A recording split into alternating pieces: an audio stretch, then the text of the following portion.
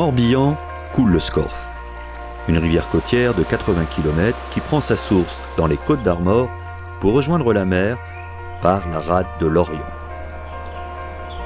Bien connu des pêcheurs, les eaux claires et oxygénées de ce cours d'eau abritent truites et poissons migrateurs, dont le saumon, poisson emblématique de la Bretagne. À Pont-Scorff, depuis 1984, un outil permet de suivre les populations de ce grand migrateur, la station du Moulin des Princes.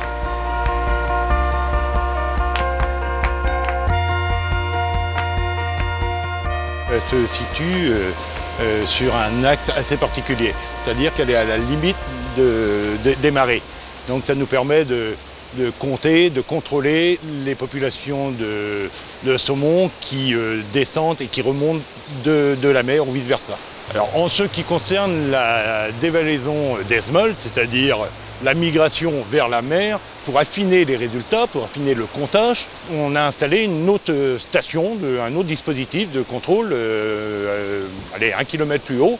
On les capture là-bas, on les recapture au Moulin des Princes et donc avec une simple règle de 3, je vais dire, on peut voir ce qui passe à côté et ce qui passe dans le dispositif et donc établir vraiment un chiffre de la dévalaison totale.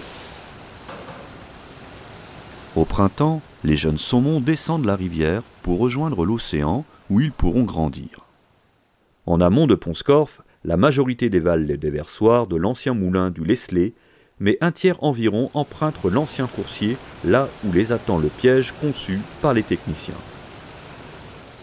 L'opération d'aujourd'hui consiste à estimer la population de smolt dévalant le Scorff.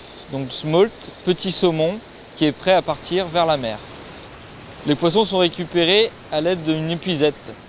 Donc une fois les poissons anesthésiés, au bout de 5 minutes dans l'anesthésiant, on commence la manipulation. Chaque poisson est mesuré, pesé et pucé. On peut également retrouver des poissons qui ont été pucés l'année précédente lors des pêches électriques. Donc une fois l'opération terminée, les smolts sont stockés dans ce qu'on appelle un bac de réveil et après on les relâche pour qu'ils repartent tranquillement dans leur cours d'eau. Donc chaque année au piège du Moulin du Leslet, nous posons entre 1000 et 3000 pit tags. Et lors des pêches électriques, ce sont entre 1000 et 2000 pit tags qui sont posés. En aval du Moulin du Leslet, le piège du Moulin des Princes est un outil de mesure complémentaire pour suivre la dévalaison des smolts. Donc l'opération consiste à regarder si les smolts capturés au Moulin des Princes sont pucés du piège du Leslet ou alors éventuellement des poissons qui auraient été pucés lors des pêches électriques l'année précédente. Donc l'opération consiste à regarder s'ils ont un pit tag avec un numéro. Si jamais ils n'en ont pas, ils repartent dans le cours d'eau tout simplement. Et si ils ont une puce, nous reprenons leur taille et leur poids. Donc que ce soit au Moulin des Princes ou au Moulin du Leslet, les écailles prélevées sont lues, ce qui nous permet de connaître l'âge des poissons et éventuellement de savoir s'ils se sont déjà reproduits. En sachant que nous avons deux cohortes, la cohorte des 1+, et la cohorte des 2+. Les poissons qui ont soit 1 an de rivière, soit 2 ans. Les écailles contiennent également les ADN nécessaires à de futures recherches en génétique. L'ensemble des résultats de ces opérations apportent ainsi aux scientifiques des données précieuses et permettent d'estimer la situation du saumon dans son ensemble. Le Scorff fait partie des 3 rivières en France où il y a un suivi précis de la population de smolt. On n'en a pas d'autres. Et ces données de smolt permettent de nourrir un modèle mathématique de fonctionnement d'une population de saumon sauvage. Aujourd'hui, on a 4 rivières suivies, 3 qui sont suivies finement avec les smolts.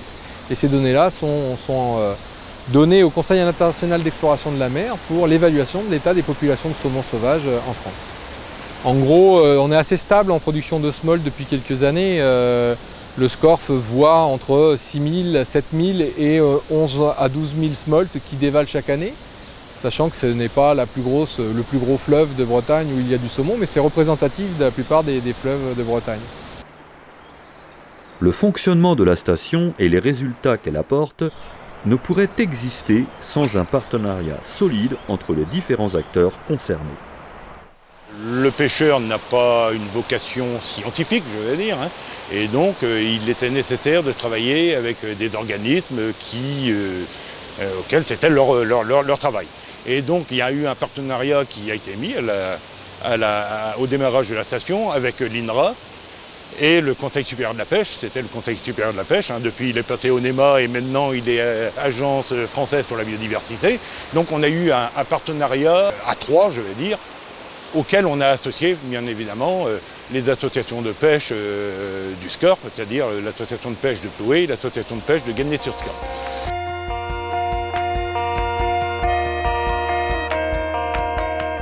Suivre la dévalaison des petits saumons est une première étape dans l'année. La prochaine sera de suivre les adultes qui remontent la rivière.